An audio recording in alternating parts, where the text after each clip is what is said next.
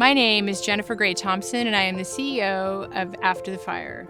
Welcome to the podcast, How to Disaster: Recover, Rebuild, and Reimagine. In this podcast, we bring you the very best practices, best hearts, and great ideas from other disaster-affected communities.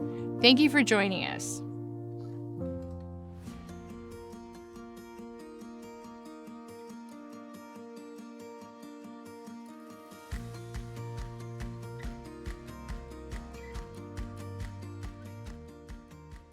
Welcome to Season 3 of the How to Disaster podcast, where we help you recover, rebuild, and reimagine. During this season, we will be releasing Take Fives, shorter episodes that highlight some of our past guests speaking about similar issues, themes, topics. We wanted to do this so that perhaps it'd be easier if you only have a few minutes, but you wanted to connect with these focused episodes and guests, that you could condense all their messages into one smaller bite-sized piece. One of the things that we know about disaster is that we really have to meet people where they're at. And sometimes where you're at is you only have 5 minutes. We're very excited for the third season. We've got great guests and wonderful information and content about how to actually help get your community through to the other side. So thank you for joining us. And if you wish to find out more, please visit our homepage at afterthefireusa.org. Consider giving us a like or follow if you like this podcast. We really appreciate it and thank you for your time. The firefighters are oftentimes, as you well know in our area, coming in from out of the area. So we're getting firefighters from Los Angeles, all over the state, sometimes out of state, coming to help us. And many of these firefighters from the state agencies and local agencies will be on the line. Sometimes they're on just for days or weeks at a time, but sometimes they're on for more than a month. So specifically related to things like CAL FIRE, you can have firefighters out there for 39, 40 days. They're away from their families. And sometimes there's the loss of life of one of their own colleagues while they're still having to fight fire. They're trying to process grief, which they can't really do while they're currently actively trying to fight fire, but they know that their colleagues are sometimes having to be rescued. There's just this constant stress. What we deal with primarily is that sympathetic response, that fight or flight, that's this chronic dump of adrenaline and cortisol into their bloodstreams and their systems, and it just completely wears them out. And I think one of the hardest things is the families when they come back to their families after they've been gone all this time.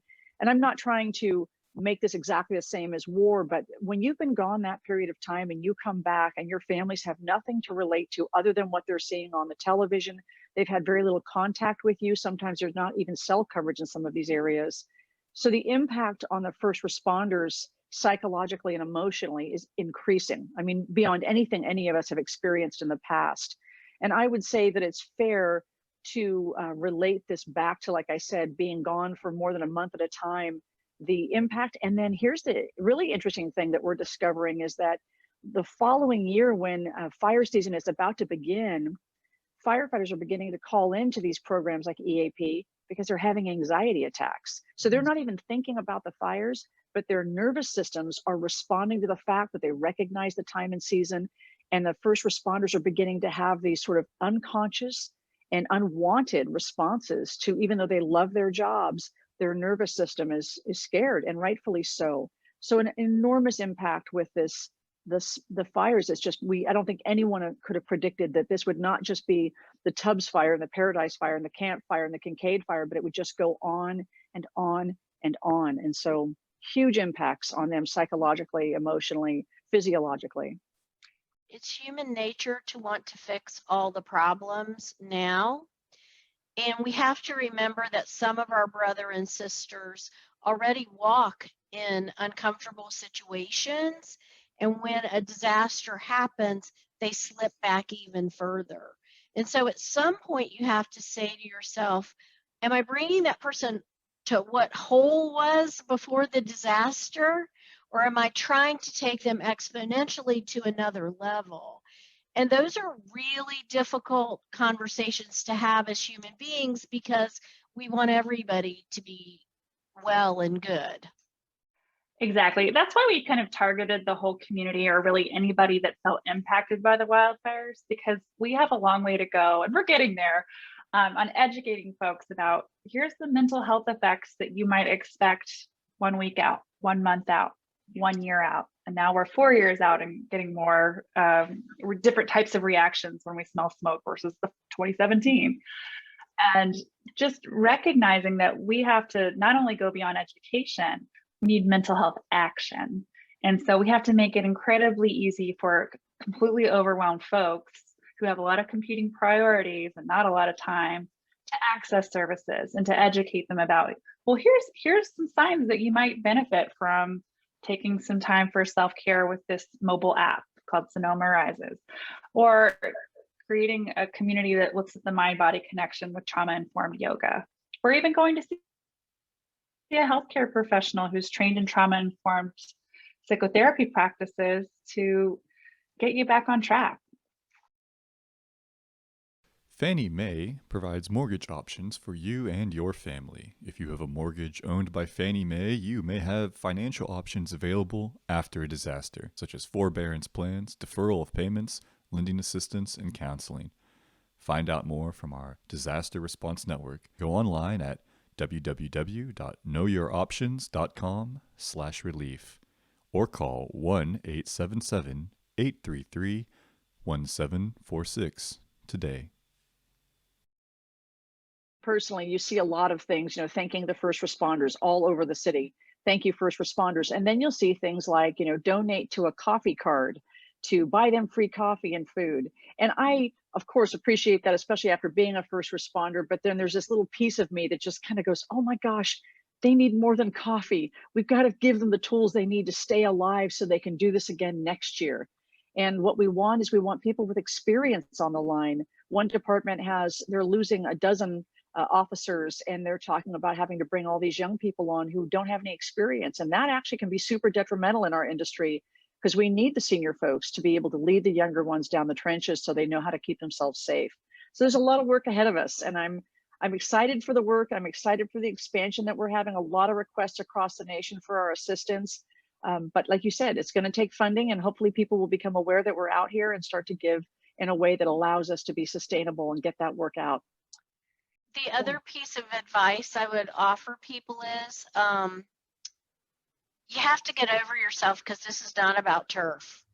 If you're a funder or you're a make it happen organization, you need to be able to sit at the table and say, let's all divide up the roles, and then let's work together collectively to identify funders. And whichever piece they fund, that's fine. But if we're all working together, we will quilt these wonderful disparate pieces into a beautiful quilt solution. And I really ran into a lot of resistance in 2017 from some funders who were, we're just going to do it. I'm like, yeah, you're going to do it, but you're only going to do these pieces. And these other pieces are equally important. And if we approach it as a collective community together, it'll really be beautiful, and will attract national funding that we might not get on our own. What is the economic case potentially for attending to well-being? Well, what we know from the World Health Organization is that depression is the global leading cause of disability. Anxiety is number 6 or 8. So that means it's beating out diabetes, cancer, chronic pain, and that the cost to our society for untreated mental health conditions is tremendous, not only for the economic consequences of people not showing up to work or able to participate in the workforce, but also our well-being as a nation. And so when you don't address trauma in a community, it tends to manifest in other ways. You see more community violence, intimate partner violence. You see kids who are not thriving academically. You see more physical health conditions, and of course, substance use disorders. It has to go somewhere. And so if you don't provide channels to address the pain and acknowledge and validate folks' experiences, then you pay for it in other ways. Thank you for joining us on the podcast, How to Disaster.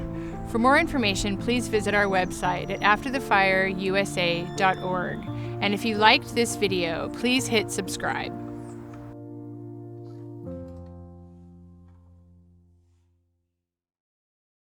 Fannie Mae provides mortgage options for you and your family. If you have a mortgage owned by Fannie Mae, you may have financial options available after a disaster, such as forbearance plans, deferral of payments, lending assistance, and counseling.